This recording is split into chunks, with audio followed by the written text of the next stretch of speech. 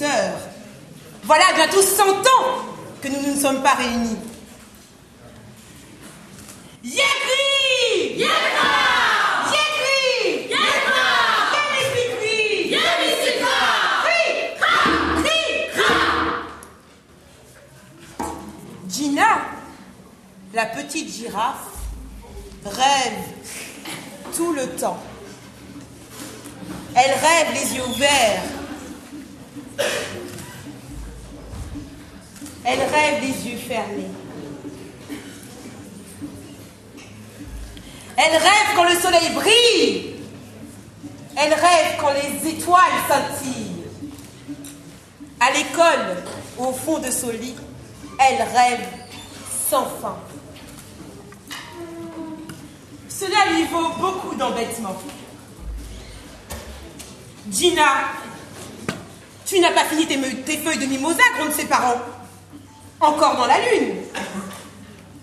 Gina, tu n'as pas rangé tes broussailles, gronde la maîtresse. On ne te demande pourtant pas la lune. Gina, tu as oublié mon anniversaire, lui dit son ami Georges. Moi qui croyais que tu allais m'offrir la lune.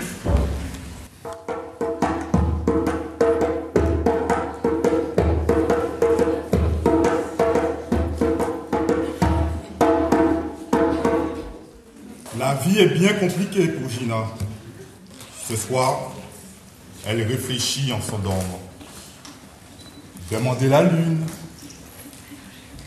décrocher la lune, offrir la lune, à croire que la lune a des pouvoirs magiques. Soudain, la petite girafe se dresse sur ses sabots, lève la tête et s'écrie.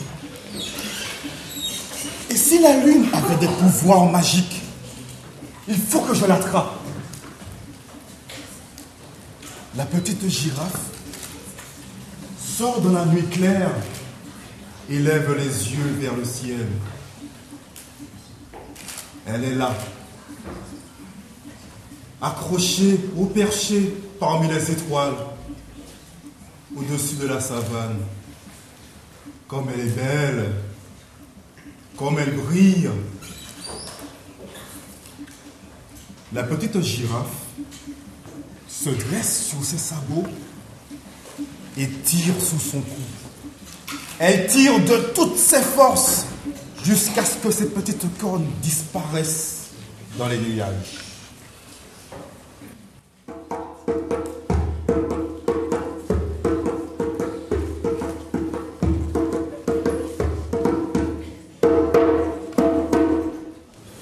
Et bientôt, la lune rebondit dans les broussailles. Jaune, énorme, magnifique. Pourtant, la lune semble bien triste au milieu des broussailles. Aussi triste que son reflet tremblotant dans le coin d'eau. Gina, pourquoi m'as-tu décroché du ciel? Demande-t-elle à la petite girafe. C'est chouette, Gina! Voici pour toi la lune. Bon anniversaire! Le tigre écarquille les yeux devant l'astre rond et roux. En voilà une drôle de cadeau. Je me demande si ma tanière est assez grande.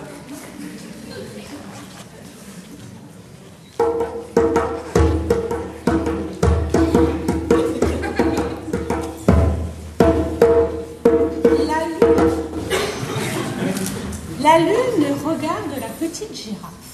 Gina, est-ce vraiment ce que tu désires? La jeune fille s'est précipitée sur ses parents. Elle s'est mise à pleurer en racontant ce qui s'est passé. Je sais ce que je vais faire, dit son père.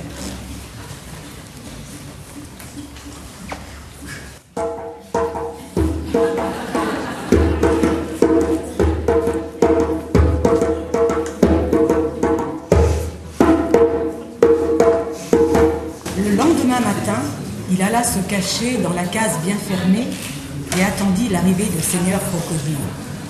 Quand celui-ci approcha, le père lui envoya dans l'œil une flèche empoisonnée.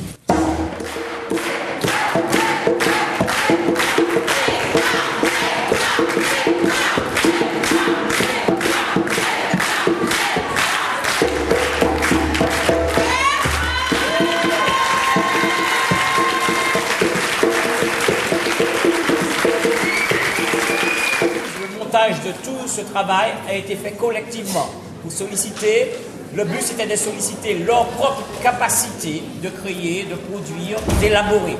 Et je pense que je suis très satisfait du résultat. Voilà. Je voudrais aussi vous remercier d'être ici présent et de nous soutenir avec cette ferveur. Voilà. Merci beaucoup.